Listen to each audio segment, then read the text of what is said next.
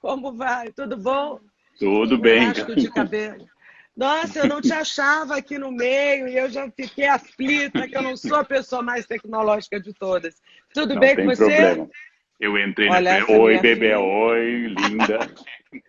Bebel Linda. Sapeca. A gente está no sítio de uma amiga aqui, eu estou hospedada aqui. E aí eu falei, gente, passa uma fogueira lá fora para poder ficar um pouco tranquila hoje, para poder ter um pouco de tranquilidade, porque em todas as lives a gente está aqui, somos só nós. Entra a Isabel, late cachorro. Eu falei, não, hoje não, gente, por favor. Então hoje É eles por estão isso, tentando é por isso que administrar um pouco. se chama live e não dead, né? É por isso. Exa- Exatamente, Faz parte da vida. exatamente, Carolina, exatamente. criança nunca atrapalha. Criança nunca atrapalha. Então, isso é uma É, lição. Eu é, escrevi uma vez no jornal, e talvez já introduz nosso tema de espiritualidade. Quando eu fui sim. ao Museu do Holocausto em Israel, do lado tem um memorial por 1,5 milhão de crianças mortas durante o Holocausto. 1,5 milhão. Sim. E quando eu entrei naquele espaço e chorei muito, desde então, isso faz uns 15 anos, toda vez que eu vejo uma criança chorando e berrando, indo para lá e para cá, é uma criança viva, e eu fico feliz. Desde É, então, nunca mais eu achei que criança pudesse atrapalhar no avião, ou quando eu estou lendo, etc. Porque é uma criança que chora ou entra é uma criança viva. E não, isso é uma maravilhoso. lição, isso foi uma lição para mim. Né? Maravilhoso você dizer isso, porque de fato é, né? E é impressionante como a convivência com uma criança transforma a vida de todos que estão ao redor. Realmente, é, a Isabel com 5 anos, a energia, a curiosidade, a alegria, nesses tempos de confinamento, que há dias bons, né? E há dias que nem são nem tão bons, né? Alguns dias que são bem, bem chatos, assim. E ela dá uma animada, assim, ela sempre traz uma energia muito positiva. Eu tenho certeza que se fosse só uma convivência com adultos, eu estaria vivendo seguramente uma outra experiência de isolamento. Não seria a mesma coisa. E aproveitando aí que a gente já está no tema de espiritualidade, me explica uma coisa, Leandro. Como um homem ateu pode falar tão bem sobre religião, sobre espiritualidade, sobre esperança? Porque você é uma pessoa curiosa. E da onde vem essa sua curiosidade? Interessante. Primeiro porque eu tenho uma formação religiosa muito forte, Marina. Eu vim de uma família muito católica, minha mãe é originalmente luterana, mas se converteu para casar. Meu pai era decididamente católico, intensamente católico, e do início ao fim da vida foi à missa todos os dias. Não? Todos os dias, até que a doença final o impediu, ele foi todos os dias. Sempre tive muita influência. Fui educado em colégio católico, e fui educado também por jesuítas, quer dizer, eu pensava em ser jesuíta. Primeiro tem uma base, uma formação.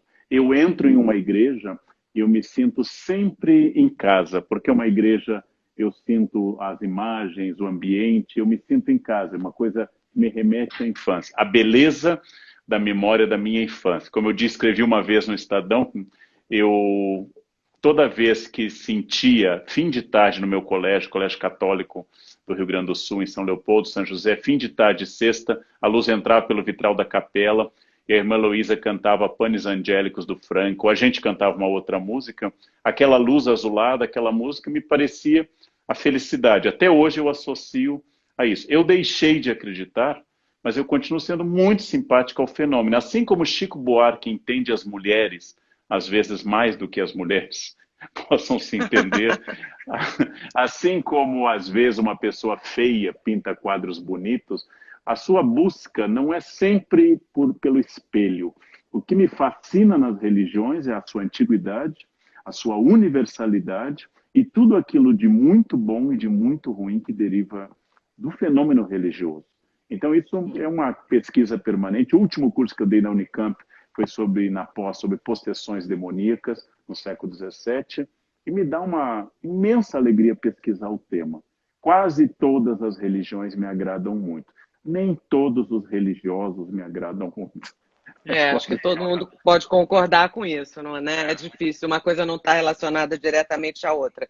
Mas na Bíblia, por exemplo, sempre que acontece, né? Ou na Bíblia, a gente está falando, acho que do Novo Testamento, sempre que havia uma pandemia, sempre que havia uma peste qualquer, eles atribuíam isso a um castigo divino, né? Uhum.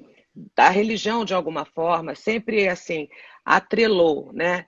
as pestes é uma coisa moral, né? Vocês estão se comportando mal, vocês não são bons fiéis, não são bons seguidores, então vai aí uma peste para castigar todo mundo. Que é uma maneira terrível de se Uhum. ver as coisas, né? Porque, além de tudo, injusta, absolutamente injusta, né?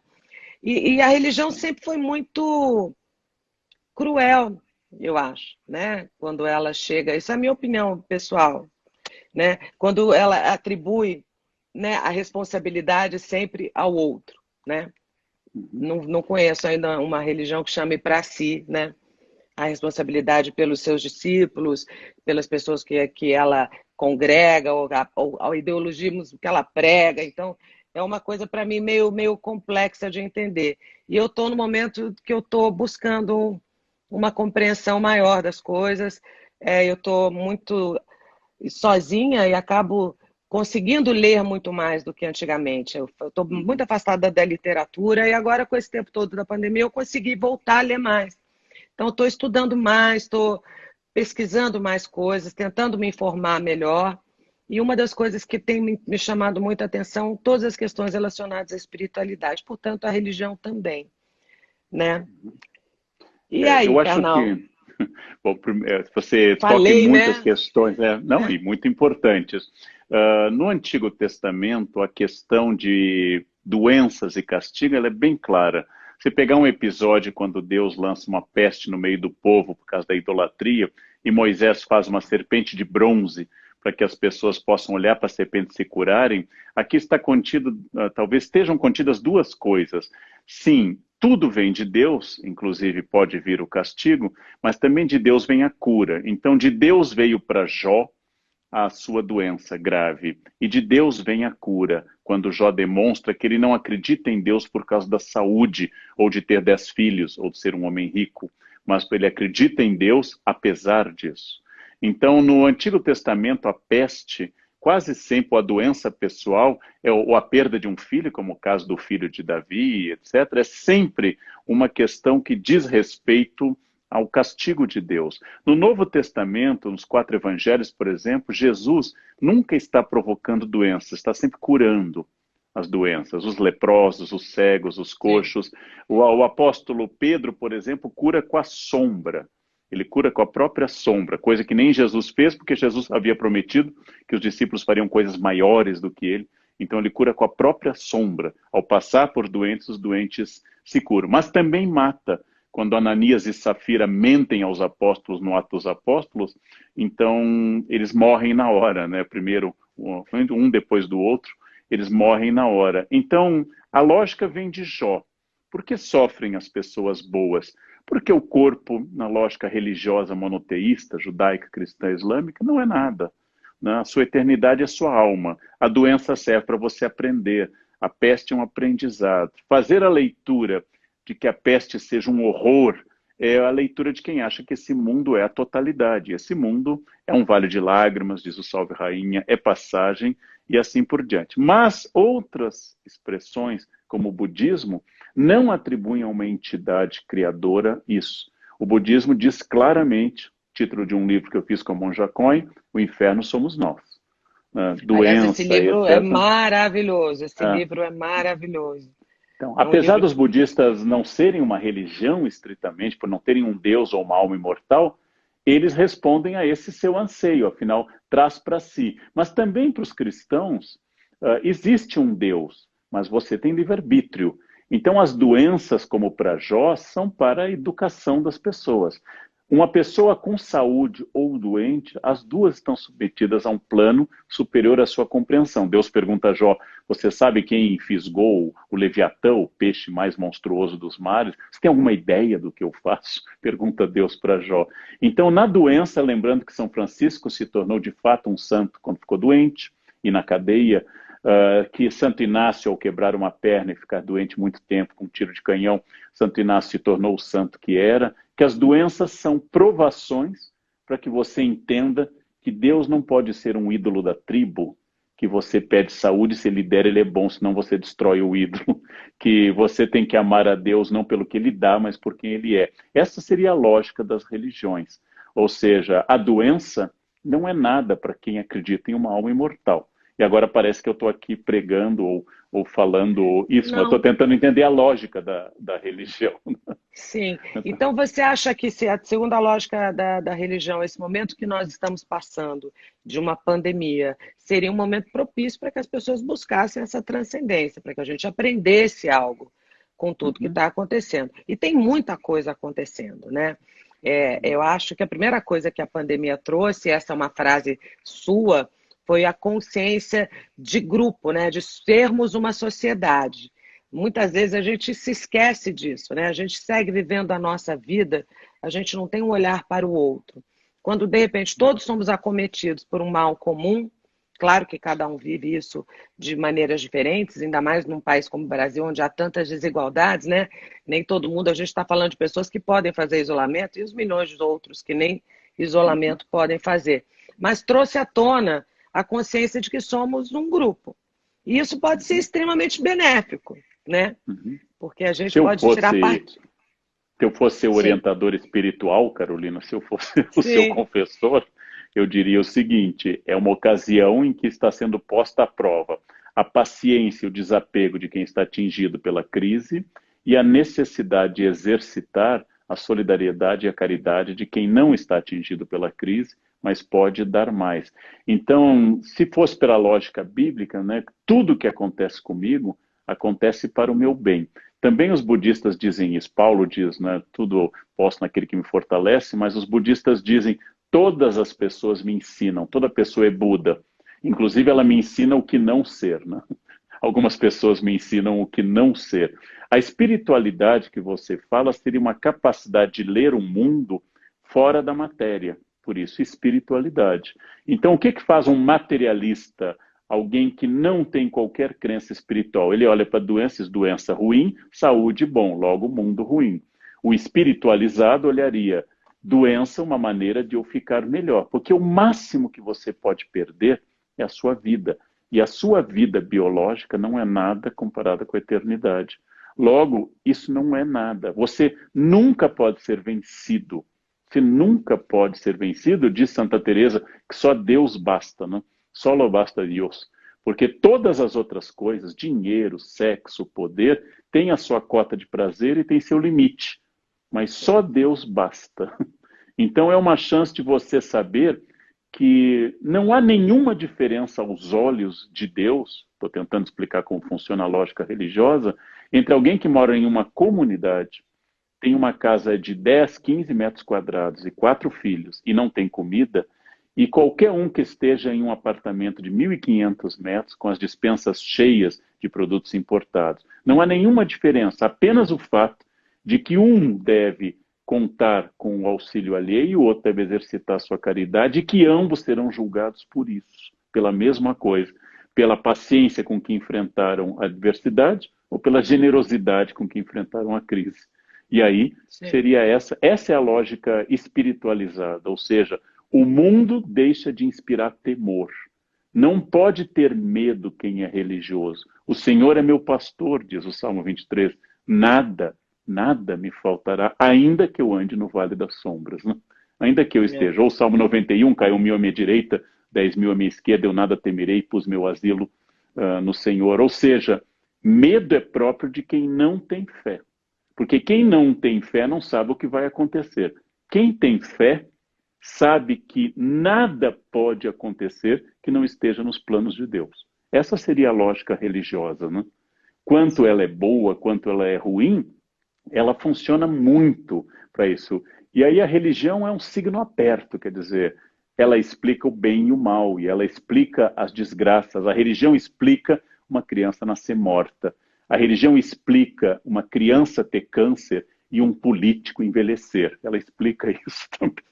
Quer dizer, como é que aquele político chegou a 80, Como? 90 anos e não morre aquele infeliz? E aquela, e aquela criança linda, recém-nascida, é uma das coisas mais fortes que eu já tive na minha vida, em um hospital de câncer infantil. Você vê uma É, criança com câncer, umas coisas. Como é que aquele ser tem doença? E aquele político que nada, estilo borboleta na piscina do mal, continua vivo. Porque aos olhos de Deus, a vida não é um prêmio.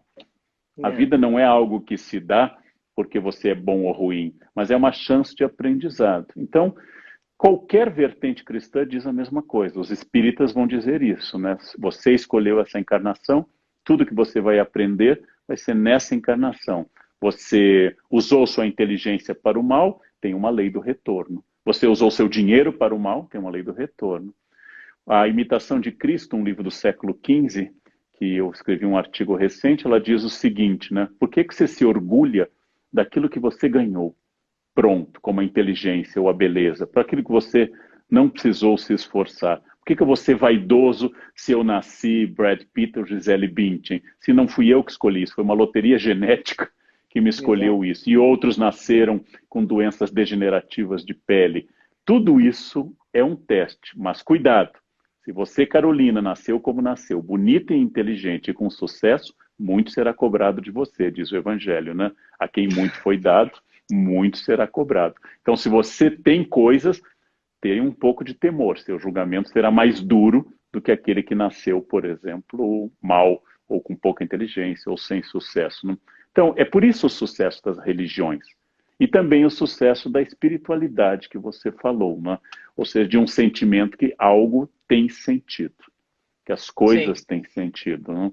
E isto E, é bom de estudar, por favor. Karnal, você que frequenta e já estudou, você vai a terreiros, Uhum, você, como disse, teve uma religião católica, você uhum. já fez agora, acabou de dar um curso recentemente sobre encarnação, Exorcismo. possessão, exorcismo. Uhum.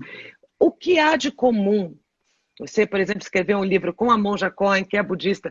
O que há de comum nas religiões? Ou não há nada de comum nas religiões? Existe, existe, Karina, tudo em comum. Existe um campo de análise que a gente chama de fenomenologia, que está associado a um pensador chamado Mircea Eliade, que busca o que tem de comum entre o xamã na Sibéria, o pai de santo em Salvador ou o pastor calvinista na Nova Inglaterra. Existe uma desconfiança de outros grupos que acham que cada um expressa uma coisa. Mas, em primeiro lugar, em geral, a busca da religião organizada é o reconhecimento de uma incapacidade. É uma incapacidade. Eu não sozinho eu não consigo enfrentar o mundo. Eu preciso contar com um plano superior. Eu preciso contar com ajuda. Eu tive uma funcionária em casa há muitos anos já falecida, que o marido era violento, alcoólico. O marido voltava e quebrava coisas, tentava bater nela e nos filhos. Ela ia para baixo do abismo da mesa dela, se escondia com os filhos, segurava a cabeça deles e rezava o salmo do fundo do abismo, clama a vós, Senhor. Como é que eu posso condenar alguém que não tem nada a fazer a não ser se refugiar na oração? Não? Quer dizer, como eu vou dizer para ela, bem, você deveria denunciá-lo na delegacia da mulher, você deveria fazer uma série de coisas, ainda não tinha a Lei Maria da Penha naquela época, mas ela viu naquilo aquela frase mal citada de Marx, que a religião é o ópio do povo, que é mal citada, porque ele continua dizendo que a religião é luz de um mundo sem luz e calor de um mundo sem calor. Ou seja, ela é tudo que resta para muita gente. Mas ela também é força, ela é iluminação. A religião é um signo aberto. Ela serve para você fazer grandes projetos de poder e ela serve também para você melhorar como pessoa.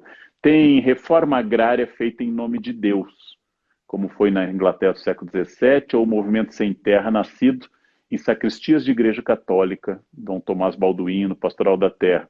E tem gente que funda movimentos como a TFP em nome de Deus, para dizer que toda invasão de terra é pecado, porque é nascido da inveja, uma justificativa que também contra a invasão de terras. O mesmo Deus é usado várias vezes. A religião serve para alguém melhorar e serve para fazer uma cruzada, serve para você roubar e serve para você não roubar também, porque a religião é um signo aberto.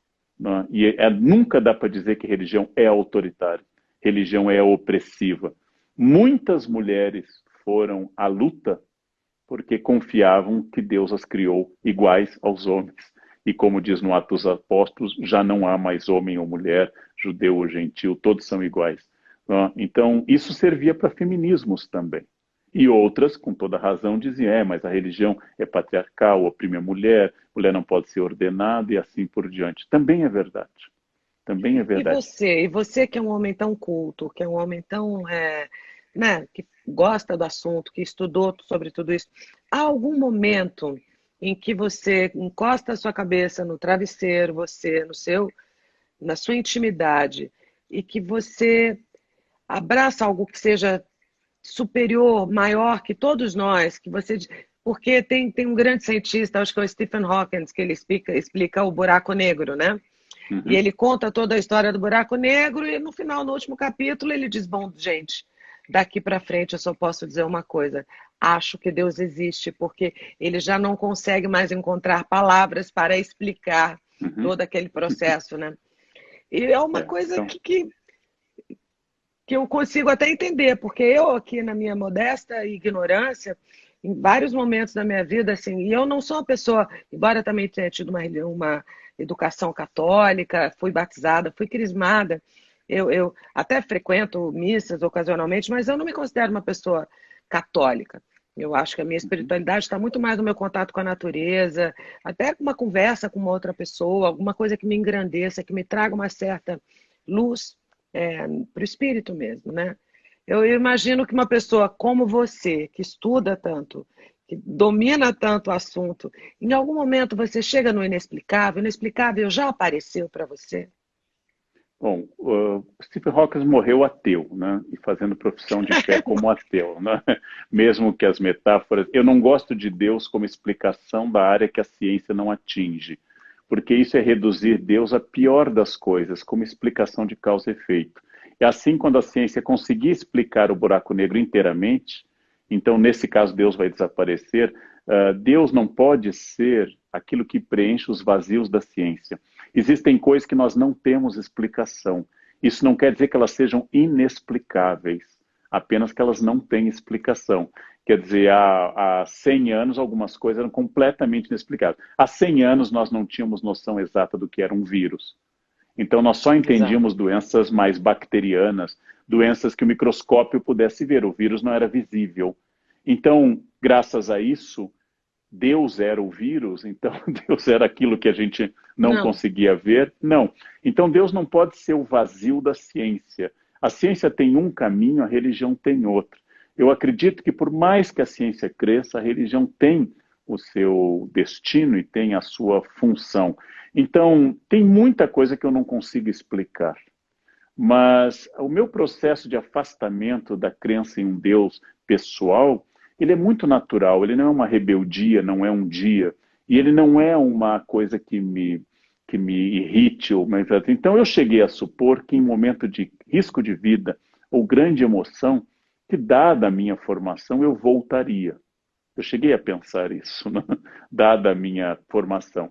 Faleceu meu pai, que era uma referência para mim, e inclusive no caixão, meu pai era muito parecido comigo, fisicamente, né? Então eu olhei como se eu olhasse a mim morto.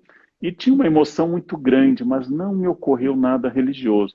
Faleceu minha mãe, 7 anos depois, a mesma coisa. Já passei por acidentes de avião, já aterrissei na África com a turbina pegando fogo.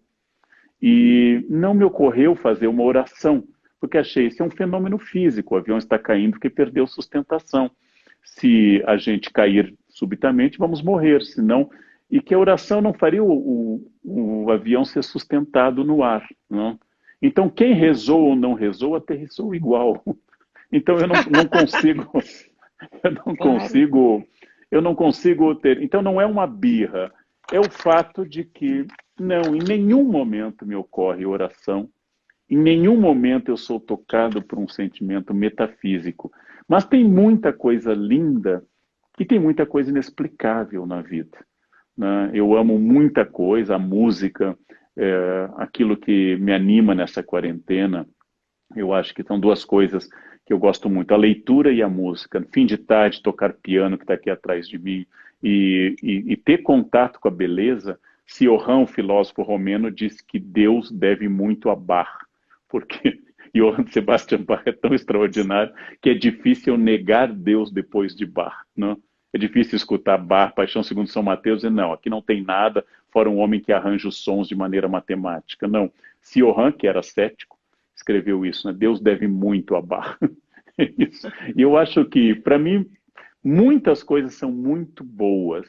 E a minha ética nasce da filosofia e da busca pela melhora.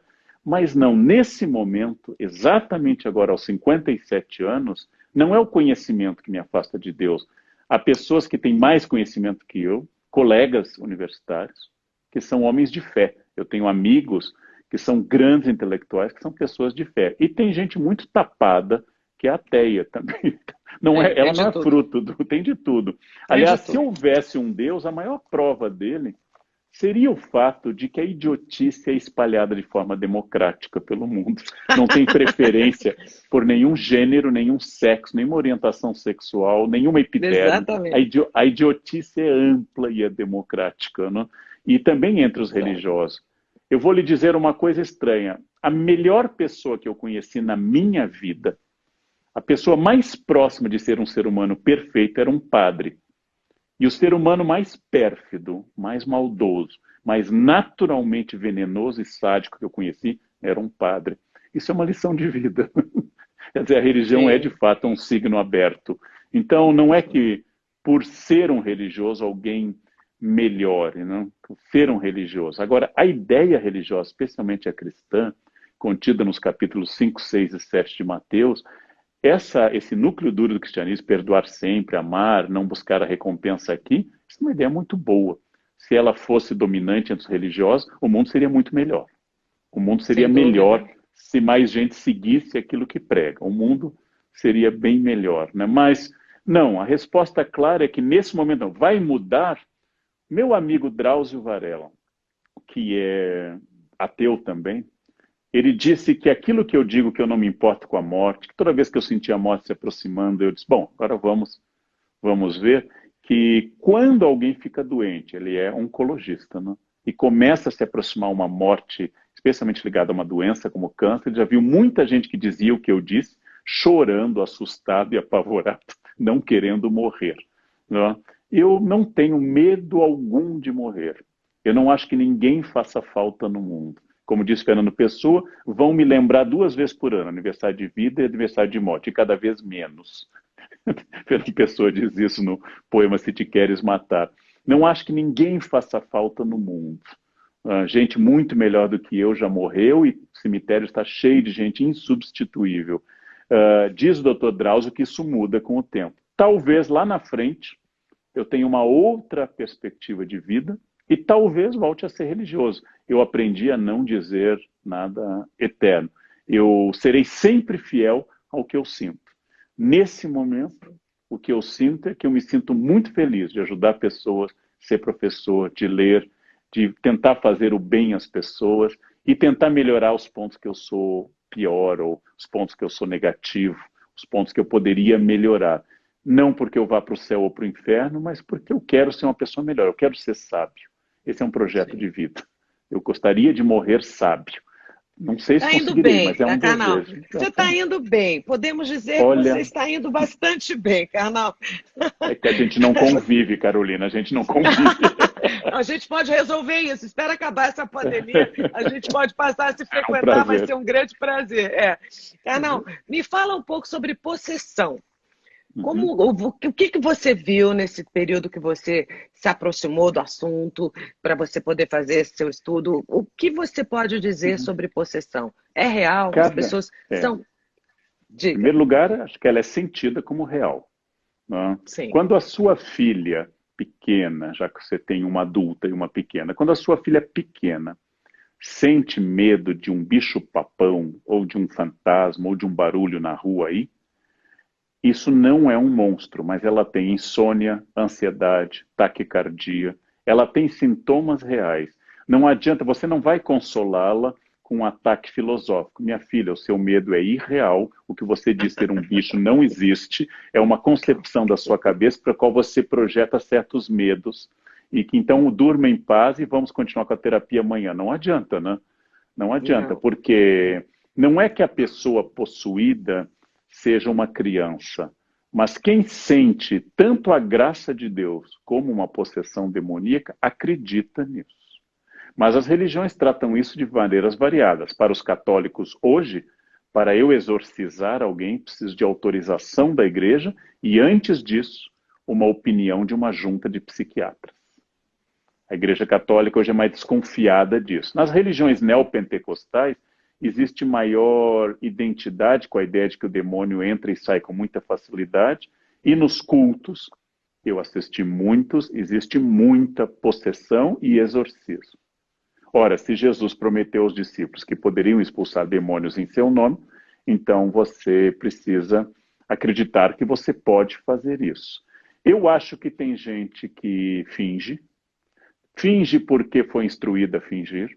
Tem gente que finge não porque foi instruída, mas porque aquilo lhe dá uma importância. Não, já pensou, Carolina, o mesmo demônio que atacou Jesus no deserto, né, que possuiu pessoas importantíssimas, está ali naquele fim de mundo me possuindo, é um empoderamento gigantesco, né? Imagina, o Satanás que atacou Jó na Bíblia, que atacou Jesus, que tentou Adão e Eva como serpente, já que os cristãos unificaram a ideia de demônio, coisa que os judeus não fizeram, está aqui me atacando. Eu devo ser uma pessoa importante. E vou esquecer aquela velha piada. Por que esse demônio não vai atacar o Papa ou o presidente dos Estados Unidos e vem atacar a mim? Que se eu for possuído ou não, tanto faz, não muda em nada. Se todo o inferno entrar em mim, a minha influência continua sendo pequena, né? E, por fim, eu acho que existem distúrbios mentais. E muita gente se sente com personalidade dividida. Tal como na Idade Média, esquizofrenia é tratada com água benta. Né? Síndrome de pânico é tratada com água benta. Epilepsia era tratada com água benta. Ou seja, qualquer tremor, qualquer espasmo, qualquer pessoa dizendo coisa assim, pode. E aí tem outras explicações. Historicamente, por exemplo, tem questões sexuais que foram estudadas na possessão de Ludum na França, quando as freiras inteiras de um convento foram possuídas pelo demônio. No caso de 1692, na Nova Inglaterra, também tem uma questão da rebeldia adolescente, porque eram meninas que eram possuídas. E quando a mãe vinha tirá-las da cama de manhã cedo, elas diziam palavrões para as mães. Elas não poderiam dizer esse palavrão em período normal, mas possuídas pelo demônio, elas poderiam. Então, é uma maneira ótima. O demônio faz com que eu diga tudo aquilo que eu sempre desejei. Tá? Pessoalmente, não porque eu seja ateu, eu acho que o demônio não precisa fazer nada, porque nós humanos já nos encarregamos, muito. Né? Eu acho que o demônio se retirou envergonhado. Ele se retirou envergonhado desse mundo, né? Porque olhando para o nazismo, olhando para o racismo, eu não creio que um demônio precise se esforçar. Né? O racismo, por exemplo, é uma coisa que me faz duvidar da espécie humana como uma coisa possível. Então o demônio não precisa vir lá do fundo do inferno para tentar alguém, porque as pessoas já... Eu acho que o demônio deveria morrer de tédio com essas pessoas que conseguem dizer uma bobagem sobre negros ou sobre isso. Eu não sei se é um romantismo da minha parte, se é uma ingenuidade da minha parte. Eu sei que, historicamente, sempre a humanidade atravessou momentos terríveis, e se nós julgamos esse momento que a gente vive terrível, a gente tem que voltar para a Idade Média e relembrar momentos piores, talvez, que já tenham, né, acontecido com todos nós, a humanidade. Mas esse é o momento em que estamos presentes, né, aqui, atuantes, você, eu e todos nós que estão assistindo a nossa live aqui. Eu adoraria acreditar, Karnal, talvez realmente seja um romantismo idiota da minha parte, que isso é de fato uma oportunidade para que a gente cresça como ser humano. E talvez isso eu atribua a essa espiritualidade, né? Porque você falou da religião quando você disse que é uma oportunidade para que os mais abonados, e todos serão julgados, né? Eles possam atuar de forma mais generosa e as pessoas necessitadas também possam atuar recebendo, e essa troca de empatia, onde finalmente a gente está numa posição onde a gente pode se colocar no lugar do outro. Tudo isso que está acontecendo, né, são simbologismos de coisas assim. O nosso lifestyle está completamente fora de ordem da maneira como estamos vivendo, né? Não dá mais para a gente seguir vivendo dessa forma. Como você falou do racismo e tantas outras coisas, com tantas desigualdades, né? De todas as ordens, quer dizer, falando em desperdício de alimentos, o Brasil é o campeão mundial de desperdício de alimentos. O que se desperdiça de alimento no Brasil por dia dá para alimentar 90 milhões de pessoas. É uma loucura. Quer dizer, se produz alimento suficiente para que todas as pessoas que estão vivas na Terra comam, mas a gente não consegue distribuir isso. Então, eu fico aqui tentando ingenuamente pensar por que a gente. Eu gostaria de conseguir sair como uma pessoa melhor dessa experiência que eu estou vivendo, isolada com a minha família. Eu sou uma família de mulheres, somos só mulheres na minha casa. Eu, minha mãe, minha irmã e duas filhas. Então, é uma mulherada. E eu falo, eu preciso, eu preciso, para mim é importante encontrar, sabe, algo que me faça ir além do que está acontecendo. Mesmo que algumas coisas eu não consiga explicar, mas eu não gostaria de perder a oportunidade. Então, assim, para mim conversar com você, conversar com outras pessoas, me traz um acalanto, sabe? E isso talvez seja o que eu esteja chamando de espiritualidade. Mas você discorda? Você acha que realmente é um romantismo achar e acreditar que isso é uma oportunidade para que todos nós cresçamos e a gente se transforme como ser humano, como sociedade? Eu acho que, não sei se é exatamente um romantismo, mas é uma ansiedade por sentido. Nós temos muita angústia diante da falta de sentido, do vazio da existência, daquela dor de um mundo sem direção, sem sentido, em que as coisas são aleatórias, ou como diz o pessimista do filósofo Schopenhauer, a única alegria que a ovelha sente é quando o lobo come do lado. A única chance que eu tenho é quando a desgraça não é minha, né? Então, como você disse, a gripe espanhola matou muito mais gente do que atualmente mata a Covid. No Brasil, o número está quase se Sim, igualando, mas no mundo todo foram 50 milhões de pessoas. A Segunda Guerra Mundial matou mais gente do que nós conseguimos matar hoje. Então, houve períodos maiores. Para quem estava em um campo de concentração na Segunda Guerra, o sonho de paraíso é o que nós estamos vivendo hoje, em casa, com sim. comida, tranquilo, sem ninguém batendo na gente. Se eu dissesse a um prisioneiro de Auschwitz como é o paraíso, pode ser onde você está agora. Aquilo que para nós pode ser angustiante, esse momento. Então, sempre é uma questão de comparação, mas não me anima saber que meu joanete não dói tanto porque tem câncer ósseo em outra pessoa. Não adianta, porque eu tenho a minha dor e é só ela que eu sinto. E nós temos uma ideia de sentido, de destino, que é muito forte. Usando uma linguagem popular, a pessoa reza quando joga, por exemplo, na Mega Sena, reza intensamente, faz promessa, parte desse dinheiro eu vou dar para a igreja, parte eu vou levar para os pobres, reza, e aí não sai, e ela diz, não era para ser, né? Não era a minha hora, É, não era agora. Então, é aquilo que disse um homem no trágico acidente que ocorreu de um avião que saiu de Porto Alegre e caiu aqui em São Paulo em um dia 17 de julho, trágico acidente que até hoje tem uma praça em frente a Congonhas, lembrando o local que ele caiu, Memorial 17 de julho, e um homem chegou em cima da hora para embarcar nesse voo desastroso e esqueceu-se de documentos. A funcionária não o deixou embarcar, ele voltou para casa, mas não chegou a tempo. E ele não pegou o voo, que se ele tivesse pego, ele teria morrido. E ele diz assim, Deus me salvou. É interessante, né? Então fica a pergunta assim, quem matou as 200 pessoas?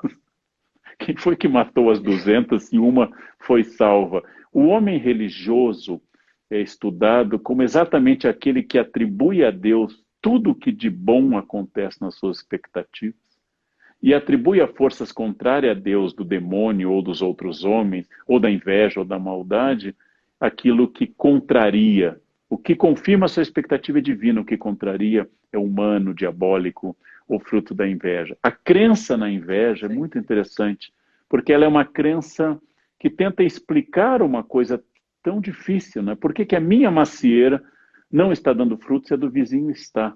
Eu posso estudar o solo, a falta de adubo que eu tenha feito, mas não, o melhor é achar que o vizinho tem olho grande. Por que que meu filho contraiu meningite e o filho do vizinho não? É muito doloroso trabalhar com o mundo aleatório. Trabalhar com o mundo. Eu tenho Sim. 57, eu lembro muito da epidemia de 74, a epidemia de meningite. Eu tinha 11 anos de idade. A gente se assustava. A ditadura no Brasil não liberava dados, muita gente estava ficando doente. Né? A vacina, a gente tinha um pouco de medo da vacina, ela era com uma pistola, assim, que colocava no braço, a gente tinha medo.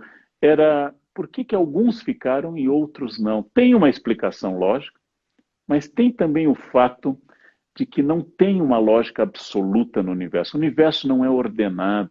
As pessoas usam isso como argumento religioso. Olha, esse universo, etc. O universo são planetas colidindo, estrelas explodindo, a vida sendo eliminada. A vida já foi eliminada nesse planeta várias vezes, né? Por acidentes naturais, como meteoros, etc. Agora somos nós que estamos colaborando com isso, mas tem um A gente está currículo ajudando. já ajudando isso. Então, o mundo tem sentido. Um grande amigo meu e muito religioso, Rubem Alves, escreveu um livro que é Religião. Ele era professor da Unicamp. E o professor Rubem Alves, nesse livro, teve formação calvinista, ele dizia assim, o mundo tem sentido? Ou outra pergunta muito religiosa, a morte é minha irmã? Porque para os religiosos a morte é sua irmã, porque ela te leva para a redenção. E ele diz, eu não sei, mas eu gostaria que fosse assim. Então, esse desejo esperançoso é, é a própria essência da religião. É imaginar, por exemplo, que aquele dia em que o sol está se pondo, aquela beleza que você disse identificar na natureza, tem alguma coisa feita para você. E não o reflexo de um sol em que o ângulo da Terra faz com que tons da luz sejam decantados em um prisma, dando a sensação que aquela luz alaranjada seja algo especial. Ou seja, que para o sol que queima Sim, alguém claro. no Saara, ou não aparece no Polo Norte, ou está alaranjado, tenha sentido, quando na verdade são ângulos que o sol pega na Terra. Então, é bom acreditar nisso. E isso é um pouco do apelo das religiões, né? O mundo tem sentido. As coisas acontecem, né? Eu faço uma oração, toco o telefone e a pessoa para quem eu rezei viu, era isso, né? O mundo passa a ter significado, né? Não, é legítimo que as pessoas busquem esse significado, né? É legítimo, é Assim, compreensível. claro. Agora, de fato, não há, né? Porque o que faz a diferença é você estar atento para perceber aquilo, né? Você diz, você gosta do Uhum. que é bonito, você gosta da música, perceber e ter a sensibilidade para ser tocado por uma música, por um bar que surge no Uhum. seu piano, né? Isso é É. o que acho que faz a diferença. O que que você acha que vai acontecer depois da pandemia com o mundo? Você acha que vai mudar? Você sabe que a coisa que mais pergunto em todas as entrevistas é fazer o historiador profetizar. Eu, apesar de frequentar pessoas que jogam búzios, eu vou com frequência a lugares de tarô, que eu também estudo a ideia da profecia. Eu não sei o que acontecerá essa noite aqui em casa, mas pela tradição histórica, o pós-epidemia é de euforia. Após a peste negra veio o renascimento. Após a gripe espanhola, os agitados anos 20, com vanguardas, com surrealismo, com jazz e assim por diante. O risco de vida faz com que a vida exploda com alegria e com intensidade. Você vive melhor depois de uma doença. Quem não morre de uma doença grave sempre diz que a vida se tornou mais intensa, passou a não se preocupar com bobagens e assim por diante. Então, imediatamente, pela tradição histórica, que pode não se repetir, nós teremos uma explosão de entusiasmo e uma explosão de busca pela vida. Então, isso pode ser o novo normal aqui. Mas nós teremos mais epidemias no futuro. Elas são cíclicas, né? Nós teremos mais desgraças, né? Maus políticos são como herpes, eles sempre aparecem quando a nossa resistência baixa e voltam. Não Então, tem jeito. essas questões é sábio para religiosos e não religiosos tentar não ser dominados pelo momento. O que é o pensamento estratégico? É você conseguir ver que além daquele momento existe uma vida. Quando você leva sua filha para fazer uma vacina e ela chora, você a segura, porque apesar de saber que ela está sentindo dor, você sabe que o benefício daquela vacina é superior à dor que ela está sentindo. Porque você, como adulta, tem visão estratégica, coisa que ela não tem. Então, o mundo não está acabando. A epidemia traz sempre três atitudes negativas, todas as epidemias. Os negacionistas, toda epidemia tem negacionista, não está acontecendo nada, é uma gripezinha, isso vai passar. Ou Existem então os a teoria, né? histéricos. Sim. É. Fala, Os desculpa. Aquela histéricos, teoria de os histéricos. inventaram tudo. Aham. Bom, se inventaram ou não, não importa onde a arma do assaltante foi feita. Se o vírus veio do laboratório de um pangolim, vai te matar igual, ou vai te causar dor igual, né? Então, Pois, discutir a origem é uma bobagem científica. é uma Depois, bobagem. sim, nós temos que pesquisar para achar uma solução. Negacionistas estão errados, histéricos estão errados, e também saudosistas, aqueles que dizem, no meu tempo não tinha esse tipo de epidemia, naquele tempo a gente comia coisas mais saudáveis. É também um erro, é um erro estratégico. Doenças eram piores antes. A média de vida em 1900 era de 40 anos.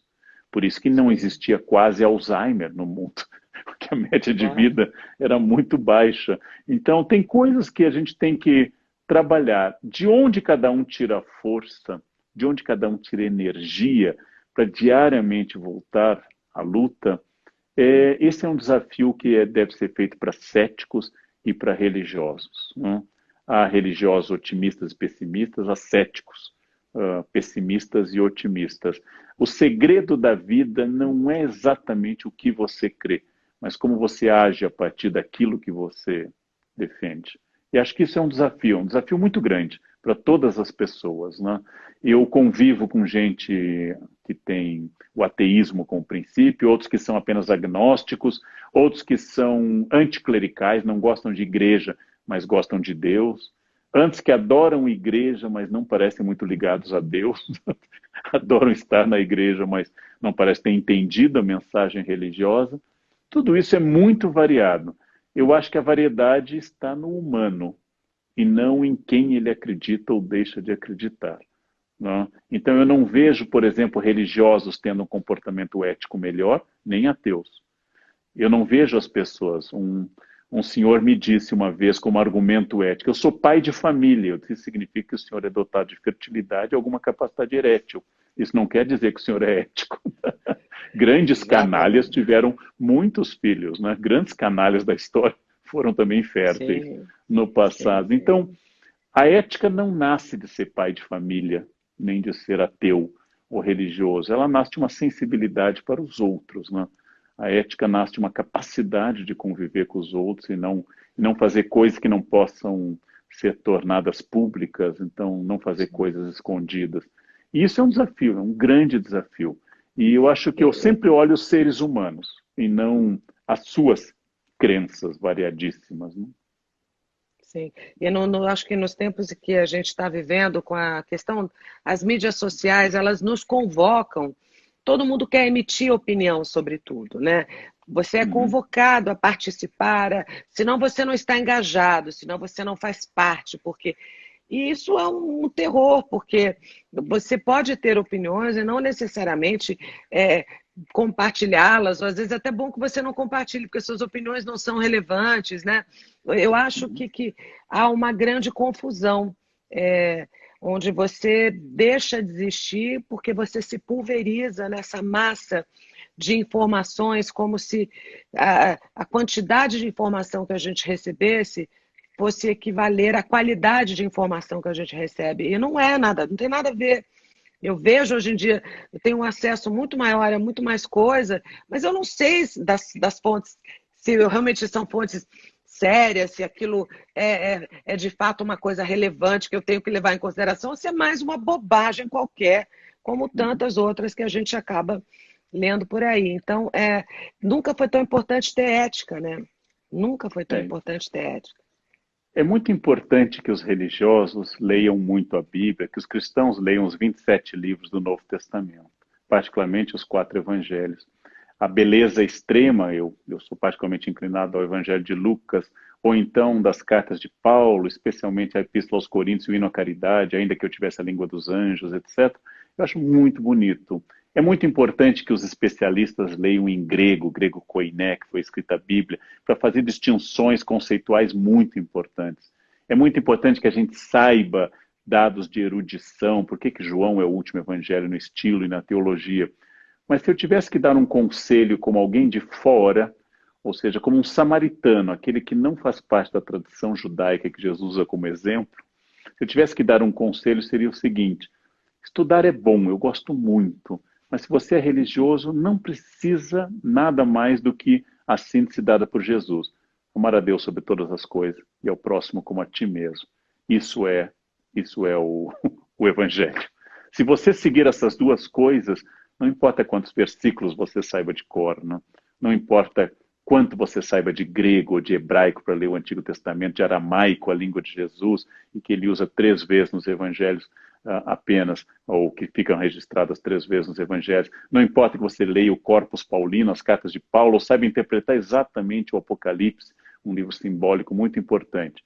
Amar a Deus sobre todas as coisas e ao próximo a ti mesmo. Em Mateus 25, Jesus diz o que ele vai perguntar no fim do mundo. Ele não vai perguntar se você foi à igreja, se pagou dízimo, se você atacou pessoas em redes sociais. Ele vai perguntar, ajudou doentes? Visitou presídios? Foi caridoso? Só isso. Isso é o fim do mundo. Tem um roteiro para o fim do mundo, é um roteiro de live muito bom. Mateus 25. Lá Jesus diz o que ele vai fazer no fim do mundo. Não importa se você foi à missa, não importa se você fez os sacramentos, não importa que você tenha lido a Bíblia todos os dias, só importa se você praticou a caridade.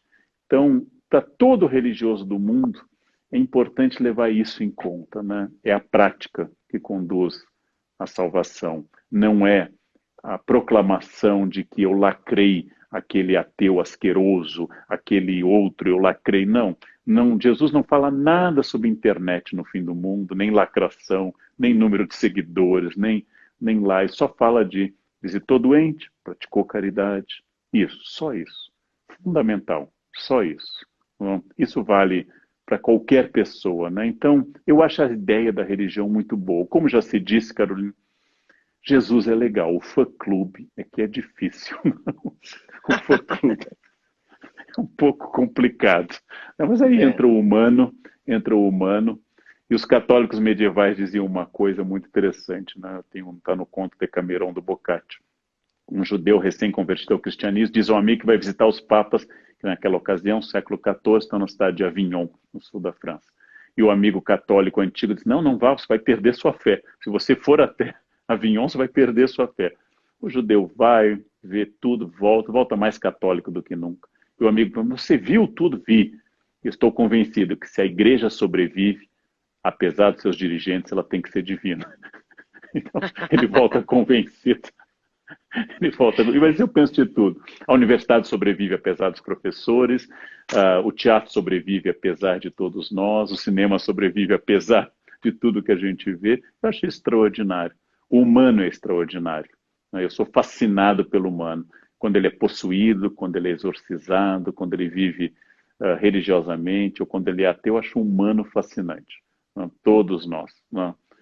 Mais difícil é conviver conosco, mas o humano é fascinante. Olha, a gente tem 1 minuto para se despedir do Instagram antes que ele nos despeça. Leandro, eu queria super. Né? Porque eles cortam, dura 1 hora a live. Eu queria agradecer imensamente assim, o tempo que você generosamente cedeu para a gente conversar aqui hoje. Muitíssimo obrigada. Sei que hoje você também correu, que você já tinha feito uma live antes, mas eu quero te agradecer por você estar aqui participando comigo desse bate-papo sobre espiritualidade nesses tempos que correm. Um grande prazer, que vocês tenham muita saúde, preservem-se, cuidem-se e vamos sobreviver a essa epidemia e vamos sobreviver às próximas, né? Sempre procurando coerência e sempre procurando a solidariedade. Muito obrigado, Carolina, a todos que nos acompanharam. Estou vendo daqui mais de 11 mil pessoas. Estou olhando aqui em cima. A minha presbiopia permite ver 11,7. Isso. 11, isso, exatamente. Chegou a 11,7. Muito obrigado, gente. Uma boa noite sábado para todo mundo. Amanhã começa uma nova semana e que a gente consiga estar bem. Até logo. Muito obrigado. Olha, muito obrigada, Leandro. Um beijo grande para você. Até logo. Obrigada. Até logo. Bom, gente, olha só que delícia, né? Como é bom conversar com pessoas inteligentes, com pessoas, né, inspiradoras. O Leandro, sem dúvida, é um dos maiores intelectuais, né, dos nossos tempos. Assim, é um cara que eu sempre escuto e presto muita atenção no que ele fala. Quero dar um beijo enorme para vocês todos também. Desejar um ótimo restinho de fim de semana e uma próxima semana muito boa também para todos nós. Obrigada aí por vocês terem participado, terem assistido a nossa live. Um beijo, gente. Boa noite. Muito obrigada.